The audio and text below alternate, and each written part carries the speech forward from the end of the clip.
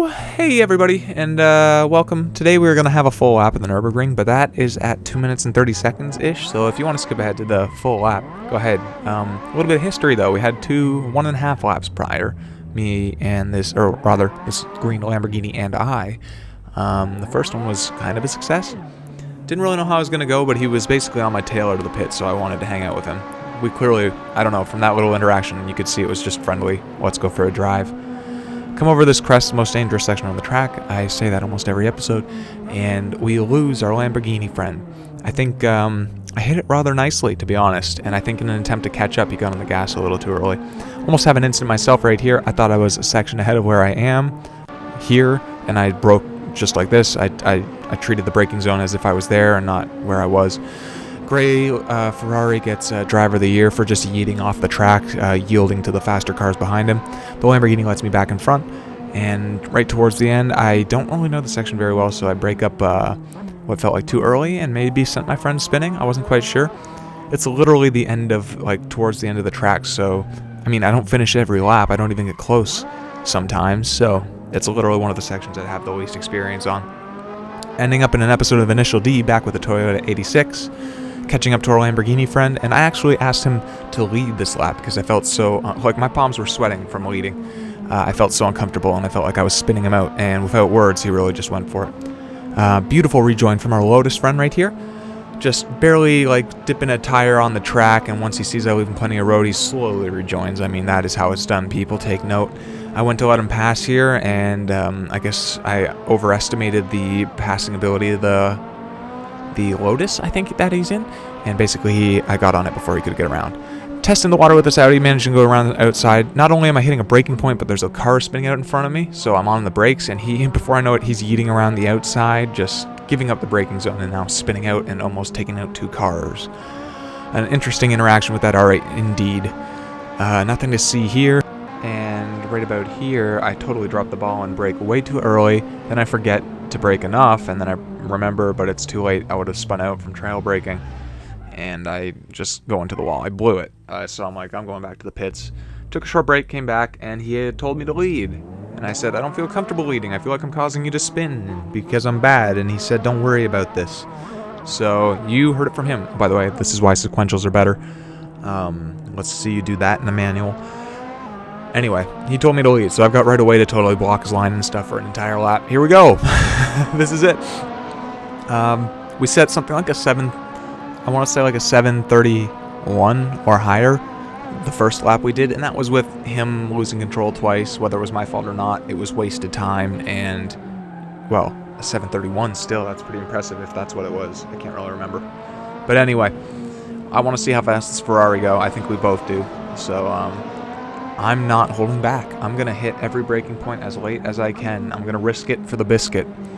And I'm really going to do my best. And it's kind of hard in these conditions. When this guy is this close, you have to be spot on, or else if you're too early, you're going to have him bump you and send you wide. And if you're too late, well, you're just going to drive wide. So a lot of pressure to get it right. Coming up to our first bit of traffic here, it's an Alfa Romeo Giulia Quadrifoglio. A very fast car, letting us pass on the right. Might get a ban from the Nürburgring for that. We're going to have to wait and see. I'm waiting for my letter in the mail. That might be it for the Nürburgring videos. Check back in next week. Anyway, coming over this crest, I brake later than ever and end up in the middle of the road, which actually kind of works out. Puts me towards the inside for this exit and lets me get on the gas a little bit quicker. I might do that again next time if, I can control myself. Coming up to my favorite crest here, you can just fly over this thing in most cars, and some cars, if they have bad air, will go nose up and just fly away. It's hilarious. I might get a picture of that sometime. I don't think that Giulia will be joining us again, even though it is a fast car. I think the host of the server, Dr. Slow, managed to do it in something like a lap that is in 7 minutes and 6 seconds. That's insane. That's so quick. That car is so hard to control. Kudos to him. I don't know what his setup was. Maybe he can share it with me. We both make it over this very dangerous crest this time, and I take kind of a defensive line in this big braking zone just because, I don't know, it doesn't really pay off to go wide there. It's like a tenth of a second you might save, so it's better off to give him a nice big braking zone. And here's another example of that coming up here. We are going to absolutely smash down this hill because there's an uphill section right at the bottom here, and then a corner after it to the left, and you can use all the uphill as a brake assist, essentially. come around the corner and I stay to the right, he goes to the left. It gives us both space. It's a beautiful thing. Here, we're hitting it very nicely, this very tight section following the huge, fast section. I really love this part of the Nürburgring. I can't stress that enough. That's got to be like one of the best sections right there. In my opinion, at least, anyway. Anyway, smashing away, coming up to a field here where it's very common to run wide to the right and onto the grass right out there, but we're managing to keep it on the tarmac this time and come around this corner beautifully. Yeah, these cars look so damn good going around the ring together. Can you imagine having so much money you and a friend could just go to the real Nürburgring with your fancy-ass cars and shred it up? Take turns trading? Oh, I wish I was rich. Anyway, coming up to miss, hit, miss. I've finally got this corner figured out. I know what it's called, and I still exit a little hot. I'll get on the gas a bit too early. Luckily, keep my cool, don't spin out. Remember where I am coming up to this section, and don't go spinning out of control from braking late. Coming out of it very nicely, calm and collect. And we're looking really good. He is so close, and you can see in situations like that where he's peeking around the right, it feels like he's peeking around the right. It feels like he's about to go for it. So it kind of forces me to take a weird line sometimes, whether it's subconscious or not. And you can see he's just in such control. It's a beautiful thing. His bumper's literally coming into my screen during those moments where you were viewing his perspective. Around this corner very fast, almost flat out in most cars if your suspension can handle it, and then into a big braking zone. And then the corner kind of tightens, but you get a bit of camber to the road that you can lean on, so you can really power out there. You can kind of power out there a little early.